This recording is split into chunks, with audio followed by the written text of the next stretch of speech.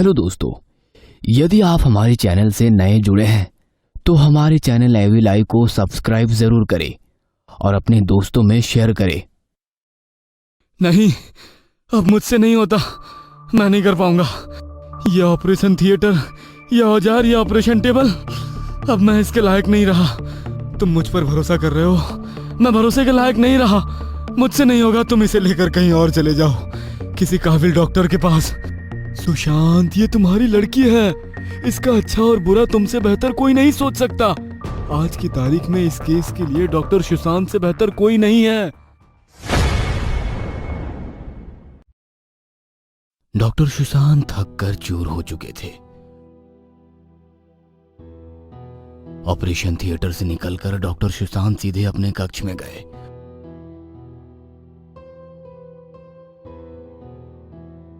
और कुर्सी पर निठाल से बैठ गए।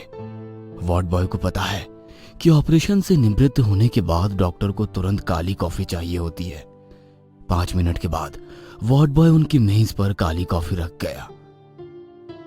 रह रहकर डॉक्टर सुशांत की मानस पटल पर गणपत की दहशत और पीड़ा से याचना करती आंखें आ जाती है। डॉक्टर, मैं जीना नहीं चाहता, मुझे मर जाने दो, मुझे मर जाने दो।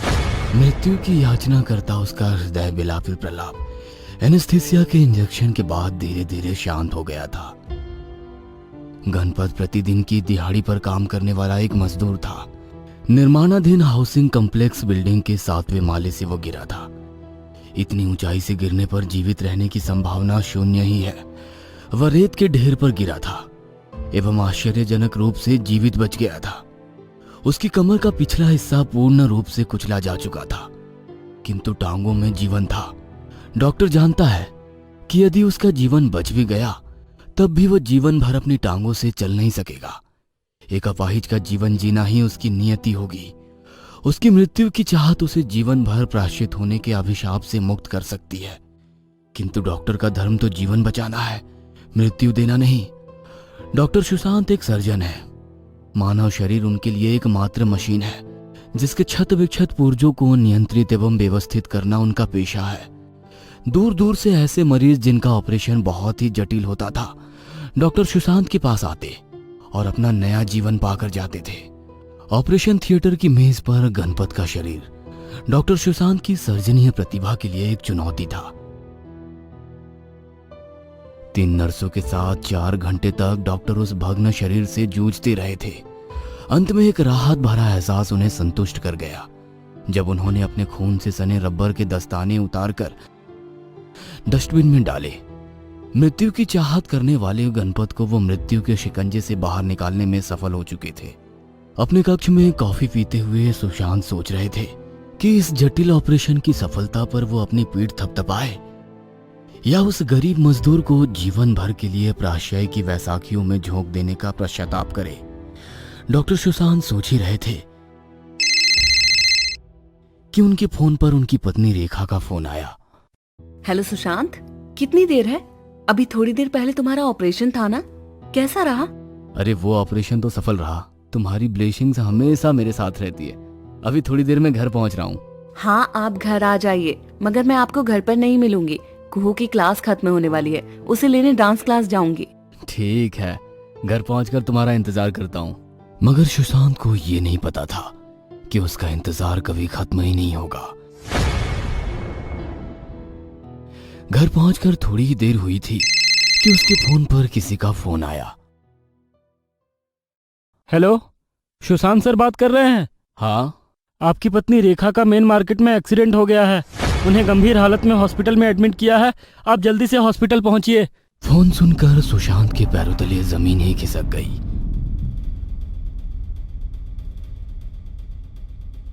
वह तुरंत हॉस्पिटल पहुंचा। रेखा जिंदगी और मौत के बीच झूल रही थी।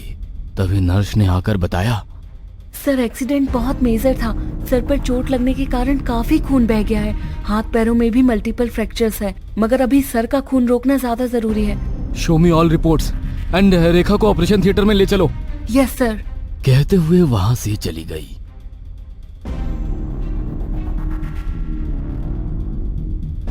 सुशांत भागता हुआ रेखा के पास पहुंचा और बोला, रेखा, तुम्हें कुछ नहीं होगा, तुम्हारा सुशांत तुम्हारे पास है। सुशांत, मुझे विश्वास था कि तुम आ जाओगे, मगर अब मेरे पास ज्यादा समय नहीं है। तुम कुहू का ध्यान रखना। नहीं रेखा, तुम्हें कुछ नहीं होगा। सुशांत ऑपरेशन की तैयारी करता है और ऑपरेशन शुरू हो जाता है। सुशांत अपनी सारी कोशिश और डॉक्टरी का तजुर्बा लगाता है, मगर होने को कौन टाल सकता है। आखिरकार रेखा की मौत हो जाती है। रेखा के जाने के बाद सुशांत का भगवान पर से विश्वास उठ गया।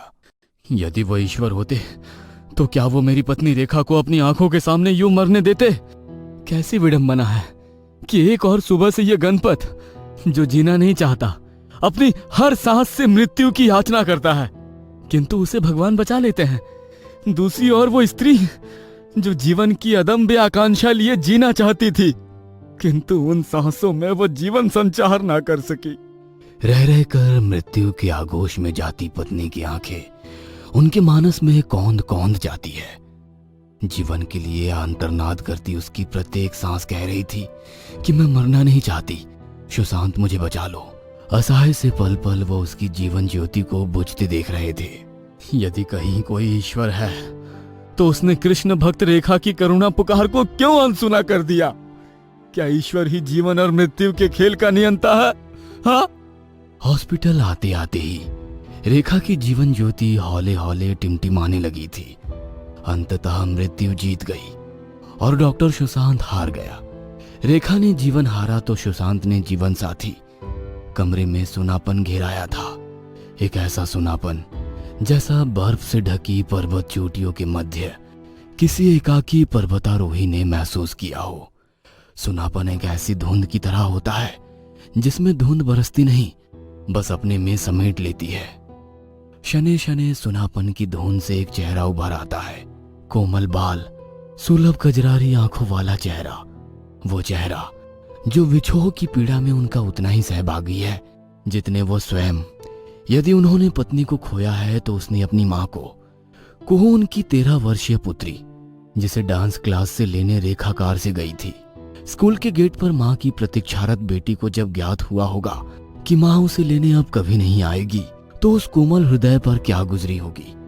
वह स्वयं भी इस सदमे से उभर नहीं पाए हैं। पत्नी के बाद उनके रिक्त जीवन में कुहू के अतिरिक्त शेष क्या है? कुहू के लिए उन्हें स्वयं को कमजोर नहीं होने देना है। वह डॉक्टर है, कोई दुर्लभ हृदय नहीं जो मृत्यु से भयभीत हो जाए। किंतु आज पता नहीं क्यों उस मजदूर की मृत्यु मांगती हृदय विदारक चीखों ने उन्हें झकझोर दिया था। अन्यथा जीवन, मृत्यु, आशा, निराशा, प्रार्थना, ईश्वर, ऐसी शब्दावलियों एवं अनुभूतियों के वह अभ्यस्त हो चुके हैं। चौकीदार चाबी का गुच्छा बजाते हुए पुनः उनके कक्ष के बाहर से गुजरा तो डॉक्टर ने अपना बैग उठाया और भारी कदमों से अपनी कार की ओर चल दिया। बाहर जलती ट्यूबलाइटों ने ढलती शाम के धुंधले को रोशन कर दिया था। उस दिन का दिन था और आज का दिन सुशांत कोई भी ऑपरेशन नहीं कर पा रहा था। उसे लगता वो औजार ऑपरेशन थिएटर अब उसके कोई काम के नहीं रहे। सुशांत हॉस्पिटल तो जाता, मगर सिर्फ पेशेंट को देखने, ऑपरेशन करने की उसकी हिम्मत नहीं बची थी। वैसे तो सुशांत का मन हॉस्पिटल में नहीं लगता था, मगर आज सुशांत को देर तक बैठे रहने पर स्वयं पर क्षोभ हुआ।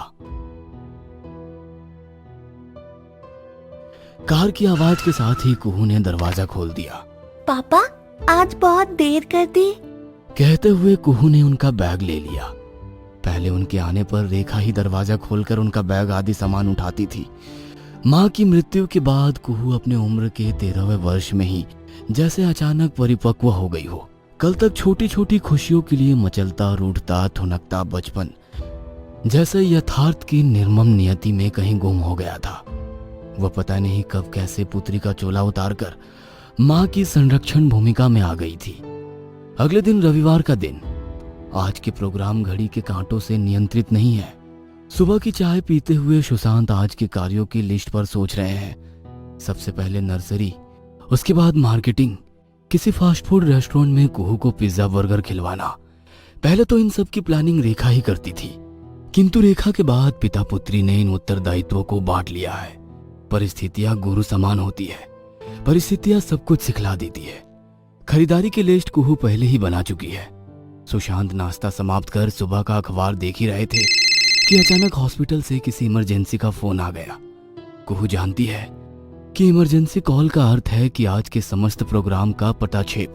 कुहू के चेहरे पर निराशा झलक आई थी। जल्दी आने का वायदा करके सुशांत कार से अस्पताल के लिए निकल पड़े। भाग्य से इमरजेंसी कोई बहुत गंभीर नहीं थी। 1-1.5 घंटे में ही सब कुछ निपट गया। घर पहुंचकर वो कुहू को चौंका देना चाहते थे। घर के द्वार से पहले ही उन्होंने कार का इंजन बंद कर दिया। हल्के पदचाप से चुपचाप अंदर घुसे, किंतु उन्हें कुहू कहीं नजर नहीं आई। किचन में बाई काम कर रही थी। बाथ टॉयलेट में कुहू नहीं थी। वे ढूंढने लगे कुहू कहां चली गई। तभी उन्हें कुछ शोर सुनाई दिया। वे भागते हुए स्टोर रूम में पहुंचे तो कुहू के ऊपर स्टोर रूम में रखी पेटियां गिर गई थी। उसके सर से खून बह रहा था। कुहू, तुम यहाँ क्या कर रही थी? पापा, वो मम्मी की यादें हैं इसमें, वही मुझे चाहिए थी। कहते हुए कुहू बेहोश हो गई। सुशांत उसे लेकर तुरंत हॉस्पिटल पहुंचा। जांच में पता चला कि कुहू को मेजर फ्रैक्चर है, जिसका तुरंत ऑपरेशन होना जरूरी है। कुहू के एक्सीडेंट की खबर सुनकर डॉक्टर सुशांत के दोस्त भी वहां आ गए। ऑपरेशन थिएटर रेडी है, आप जल्दी करिए। नहीं, अब मुझसे नहीं होता, मैं नहीं कर पाऊंगा। ये ऑपरेशन थिएटर, ये औजार, ये ऑपरेशन टेबल, अब मैं इसके लायक नहीं रहा। तुम मुझ पर भरोसा कर रहे हो, मैं भरोसे के लायक नहीं रहा। मुझसे नहीं होगा, तुम इसे लेकर कहीं और चले जाओ, किसी काबिल डॉक्टर के पास। सुशांत, ये तुम्हारी लड़की है, इसका अच्छा और बुरा तुमसे बेहतर कोई नहीं सोच सकता। आज की तारीख में इस केस के लिए डॉक्टर सुशांत से बेहतर कोई नहीं है। बार बार जतिन के समझाने पर भी सुशांत नहीं माना। तो अचानक उस कमरे में इतनी ठंडक हो गई मानो कई सारे एसी एक साथ चालू कर दिए हो। सुशांत खुद को उस ठंडक में कंफर्टेबल करने की कोशिश कर रहे थे, मगर जतिन के लिए यह सब कुछ नॉर्मल ही था। अचानक उस कमरे की लाइट चली गई। सुशांत कुछ समझ पाते उसके पहले दूर से एक रोशनी में उन दोनों के सामने रेखा का साया आया और मुस्कुराते हुए बोला, सुशांत, मैंने तुमसे कहा था ना, हमारी बेटी तुम्हारी जिम्मेदारी है। फिर तुम अपनी जिम्मेदारी से कैसे भाग रहे हो? आज हमारी बेटी जिंदगी और मौत के बीच झूल रही है। जाओ, जाकर कुहू को बचा लो। मैं वहीं ऑपरेशन थिएटर में तुम्हारे साथ हूँ।